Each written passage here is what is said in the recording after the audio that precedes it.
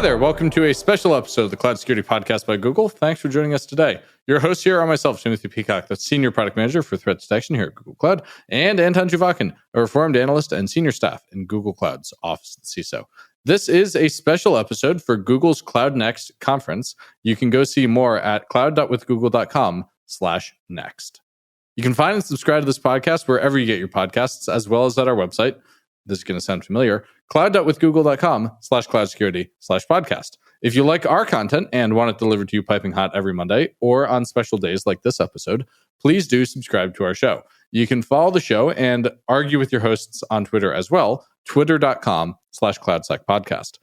Anton, we're learning a ton today about the software supply chain and why Log4j was so hard to fix. Yes. Moreover, as appropriate for a security show, we're going to have a couple of really scary moments, like, is another Log4j coming? And will it be here by Christmas? Okay, for that one, we don't know the answer, but No, we don't know when it will be here, but it's a little bit like, when does the latest cryptocurrency rug pull happen? You can't predict it, but you know it's coming. I think what's fun about this episode is we have one of those classic heads the attackers win, tails the defenders lose moments when talking about different options when it comes to the pinning of software dependencies. And so there's a lot of great content. And I think without further ado, let's dive in and welcome today's guest. Listeners, I'm delighted to introduce today's guest. Today we are joined by Dr. Nikki Ringland, a product manager for open source insights here at Google. Nikki, I'm thrilled to have you on the show. I know scheduling this one was a bit of an adventure with one of the podcast hosts in Europe, another in America, and you, of course, in Australia. Today, we're talking about open source software. Can we rely on our dependencies? Are dependencies dependable? And Log4j. There's a lot to cover here. So I guess let's start at the top. Let's talk about open source software. People trust it, right? It's trustworthy. Is it?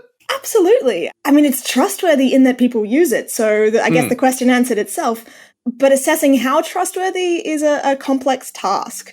There's a modern concept of eyes on the code to assess finding vulnerabilities and then hopefully fixing them. There's a lot of questions about whether that's enough to rely on, whether that's true or not. People do rely on it. Modern software is more than just lines of code that I've written myself and checked into a repository. To build any program, essentially, you have to install packages from other developers, and these external dependencies are critical components of today's software environment. Whether we're talking about like the tooling that's created to install dependencies and update them as well, or the dependencies themselves. I mean, it's trustworthy in that we all trust it, and this has created an amazingly vibrant, fast-paced ecosystem that is just growing at a phenomenal rate. But it also, there are challenges. Let's call them challenges that we need to address as well. So I guess there's something interesting that you did there, which is you answered my question of saying, is it trustworthy, by saying, yes, people rely on it. Is there a difference between something being trusted and something being trustworthy? Yes, definitely. And a lot of that comes down to, I guess, personal or organizational risk that you want to take on. So let's step back for a second. We're talking about open source dependencies. So I'm trying to write a program and I pull in some dependencies to get the code working faster, to make it shinier, whichever.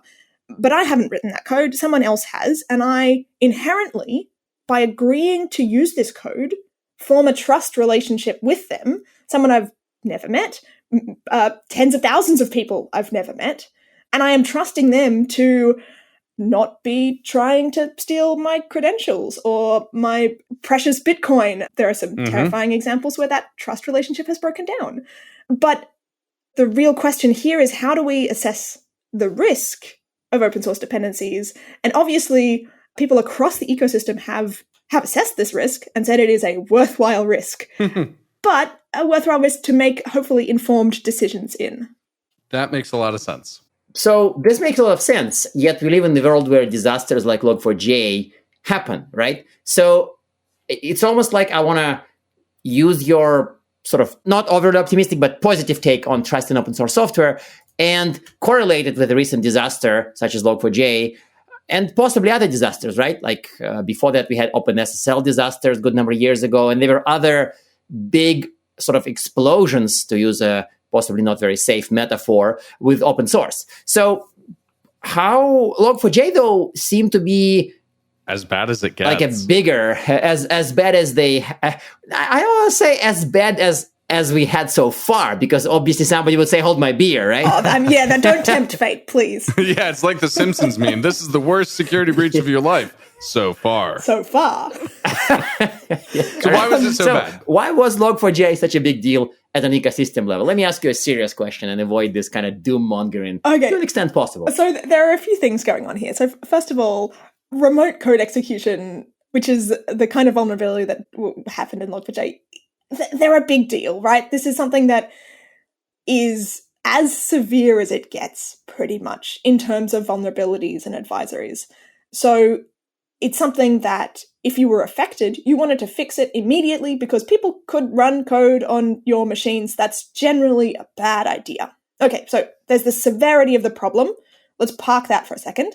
Another problem was that it was a zero-day exploit. So that means that there was no coordinated vulnerability disclosure.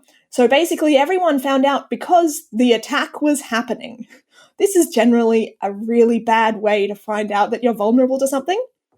In an ideal solution, someone, maybe a security researcher, a white hat hacker, someone would find a vulnerability and say, I'm going to do the right thing and let these people know so that they can fix it. And they would reach out to the maintainers privately and say, hey, there's this problem. Maybe they would do it through a bug bounty. There are lots of ways to make this, moderately lucrative to quite lucrative, depending.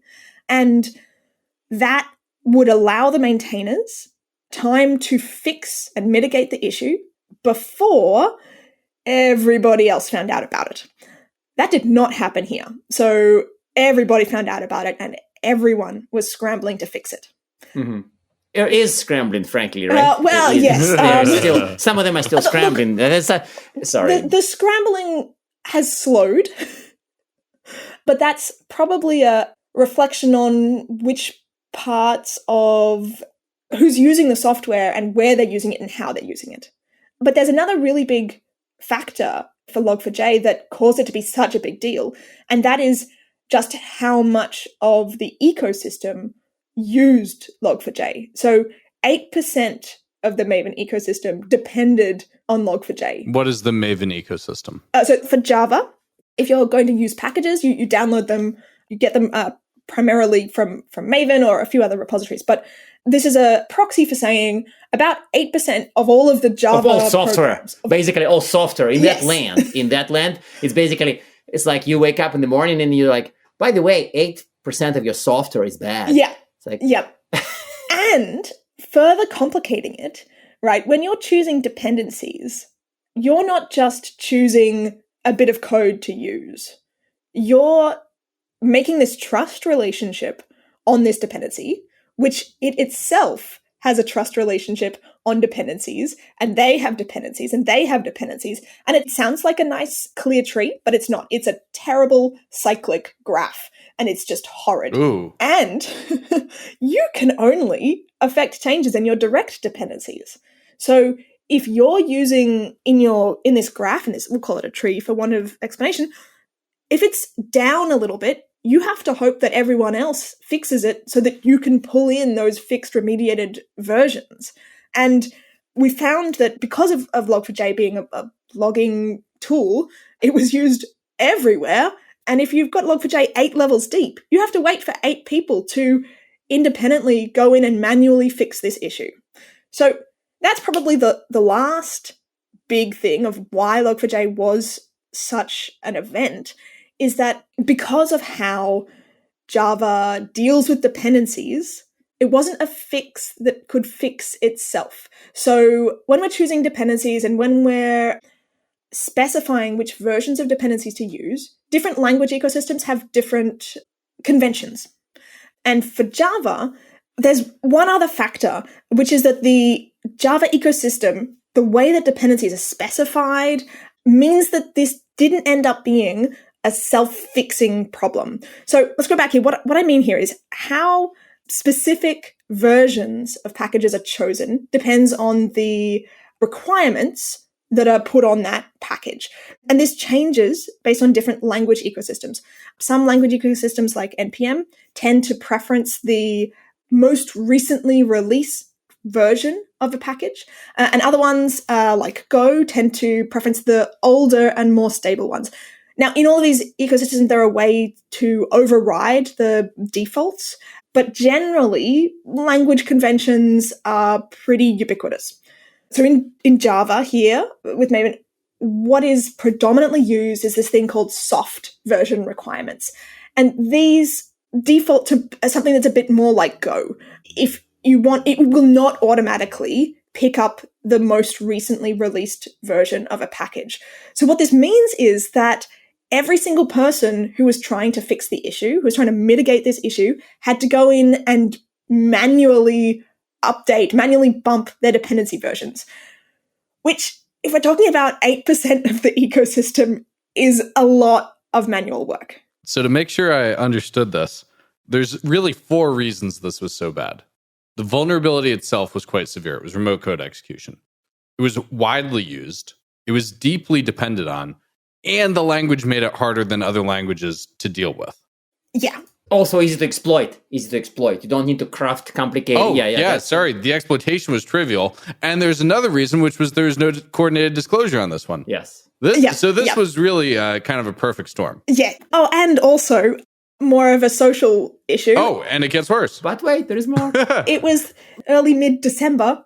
So it was like a week before Christmas. Yeah, everyone was not really ready for this. We were thinking about going on holidays. And it came out on like a Thursday night, right? Or a Friday night? Yeah. And then suddenly a lot of plans were changed and people were scrambling. Yeah, I texted my TL on a Saturday morning and said, hey, Chris, this is pretty bad. I think you need to get online. Yeah. Well, anyway, it happened. It happened. I would love to say it's the worst thing that will happen, but it absolutely isn't. But what we can learn from it is, I don't know. You could learn a lot of things from Log4j. Mm-hmm. You could learn that vulnerabilities are inevitable. You could learn that actually maintainers respond ridiculously quickly, even when it involves manual effort. So the response time for this was phenomenal. That's good news, right? It is fantastic news. Yeah. Everyone... Are we allowed this on a security podcast? It's encouraged. Okay, good. It's a Google security podcast, so we're allowed. Yes. Perfect. Thank you. I think everyone who was working on the Log4j response definitely deserves a extra chocolate basket and, an hour of puppy time. Just maybe monthly as a reminder of their hard work, as a bonus to be ready for the next thing. But one of the other things that I and my team were really interested in is more around what the impact of Log4j being in Java was. And we did a couple of thought experiments about, as I've mentioned earlier, other language ecosystems have different dependency policies in terms of what gets pulled in automatically. Yeah, you mentioned this. Are other languages more secure? Is there a better way? Is there a worse way? It sounds like trade-off ways. Yeah, that's a really hard question to answer. But surely it can be worse in C, right? Like everybody, even somewhat sane, would hypothesize that it should be worse in C, right? C++. I thought the point of Java was that it was safer. It's memory safer. Yeah, wait. But I'm pretty sure Nikki has the answer. Nikki, please. Has a better answer, I bet. Oh, don't look at me for the answer here. This is way too hard. I have lots of answers, just not the answer. So some languages are absolutely more secure than others, and some have much better security policies than others, and some are just a mess. Perl. But it turns out that you may not have control of what language ecosystem you want to write in. So I could say that moving away from C to something like Rust or Go would be great for your security team, but can you actually convince your TL that you should just port your entire code base? Is that more of a security risk? Because what bugs will you introduce in doing so? Yes. It reminds me of a good old security system administration wisdom, right? I'd rather take a great admin with Windows than a bad admin with Linux. You can argue that platform is more secure, or at least has been more secure in the past. But if you don't know it, then it's less secure. So I'd rather take a competent Java programmer over a newbie, programmer of support. That's absolutely, yeah. I absolutely agree with that. And I agree with that not just in terms of work, but also in terms of dependencies, right? So when we're making, this is the thing that I would really like listeners to take away, that when we're making decisions about dependencies, they should be informed decisions. When we make decisions about sysadmins, they should be informed decisions. In terms of this thought experiment, though, of looking at what the impact of these language conventions are on vulnerability issues like this, we actually didn't have to wait very long for our thought experiments to play out in real time, because there was another security incident that happened in NPM only shortly after. So, wait a second, which one is that? This was the colors issue. What language, which programming language family is that? This is in JavaScript. JavaScript, in Java. as opposed to Java. Yes, JavaScript. So what happened here as this counter story to Log4j is that a maintainer deliberately pushed breaking versions of a package. And this resulted in a lot of things breaking. A colors maintainer actually pushed breaking versions out into the NPM ecosystem, and this was picked up by a lot of users of the package. So NPM preferences the most recently released version. So what actually happened was they released 3 different versions. The first version was marked as an alpha version, or a beta version, and it was mostly ignored. But then another 2 versions came out subsequently, and they were picked up by about half of the packages that depended on it, which was around 50,000 dependencies. So we're talking about big impact here as well. In the essentially 72 hours that these 100,000 packages that depend on package were potentially affected. So about half of them were affected. So that like happened like that because anyone who built during that time, took in the new version, suddenly were vulnerable. This is bad. But what can we do there? So this is a case where let's roll this back a little bit. If Java had a convention where it preferenced the most recently released version of a dependency, then Log4j, I'm going to go out on a limb here and say would already be fixed. Everyone would have fixed it already because it would have been much easier and required much less manual effort. But this is a counterexample where requiring less manual effort actually pulled in the vulnerability, or the broken package in this case, and made 50,000 people affected that otherwise wouldn't be. But the cool thing here is that the maintainers of some of these really popular packages that used colors noticed the issue. They pinned to an old version, and the actions of about 40 maintainers fixed this for 25,000 packages, for about half of the packages that were affected. Wow. Within 48 hours. But this is a modern stack and not Java, right? This would happen. It's very clear to me this would happen in a modern stack, but it won't happen in the 1980s stack like Java. Java's right? not from the 80s. Well, early 90s. I'm sorry. Yes. But wait, Nikki, this kind of sounds like a heads attackers win, tails defenders lose kind of situation. You either lose because people get stuck with old packages and they have to rebuild, or you lose because people automatically pull in the backdoored code. What gives? Pretty much. Yeah. There's no good answer? There's no good answer. I mean, perhaps the right answer is to just give up on software. Maybe this was all a terrible mistake. I agree with that. Networking computers was a bad idea. Okay, fine. Finally, we are getting the doomsday back.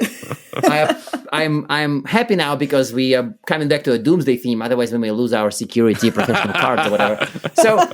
So to really ramp up the temperature a little bit, like, I know it's kind of scary, but like, is another Log4j essentially inevitable? We do have more widely used, hard to patch, many layers of dependencies libraries hidden all over software. And I don't just mean SSL, by the way. I mean other stuff, right? So what can we do? What can cloud customers, what can other organizations do to kind of minimize this risk? Assuming the next Christmas we're going to have, sorry, I'm not trying to predict it, but like some Christmas, not next Christmas, we're going to have another Log4j. What can we do to prepare? Look, that's not the holiday gift I want, thanks. Okay, so what can we do to minimize our risk? I mentioned earlier that these dependencies really are trust relationships. So an obvious way to minimize your risk is to minimize your dependencies.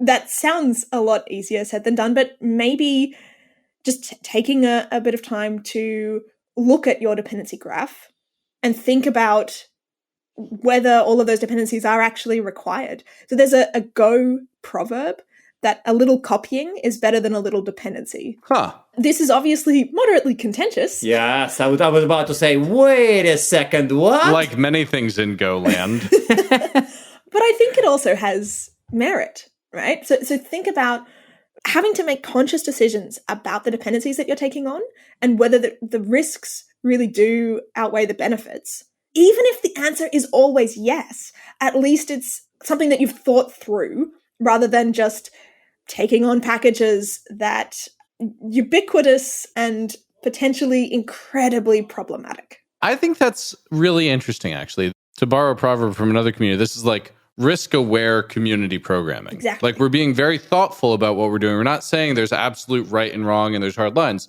but you should be thoughtful about it. Yeah. I wish I had a better answer. I wish I could say, look, just install this one additional package and then everything will be fine forever. Including for Java. But it turns out that will not work well. There are other ways you can minimize risk. You can do dependency audits. You could have weekly dependency triage. You may drive everyone a little bit wild with this focus on dependencies rather than making progress in the things that people want to do. It's all a balance, right? People rely on open source because of the power of open source and the velocity and all of the shiny, awesome bits of open source. I don't want to stop that. I want to encourage that. Part of what Open Source Insights and deps.dev is all about is providing open source maintainers and open source users tools to assess dependencies and to improve the security and overall health of the resources that they use. And we've got really shiny graphs as well. I don't know if I can give a shout out, but like really shiny graphs. I like shiny graphs. Who doesn't love shiny graphs? And of course, there's one other thing that you could do is look at perhaps, I don't want to say mitigating some of the risk associated, but looking at products like Google Cloud's assured open source software service to make someone else worry about the risk on your behalf. I'm not saying this absolves you of all risk or of all interest, but that's certainly something that organizations could look into. And what is the assured open source software service? What's the 30-second elevator pitch on that? Because to me, that's a really cool thing.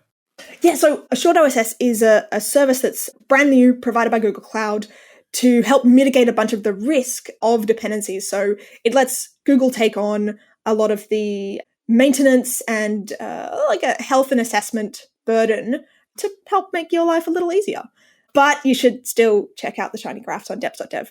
Either way, you can check out more around Assured OSS at the link provided. And we'll put the link in the show resources, listeners. So with that, let me ask my traditional closing questions then, Nikki. Recommended reading beyond the links that we're going to provide in the show resources, listeners, and one tip to improve people's software dependency security. Oh, okay. So recommended reading.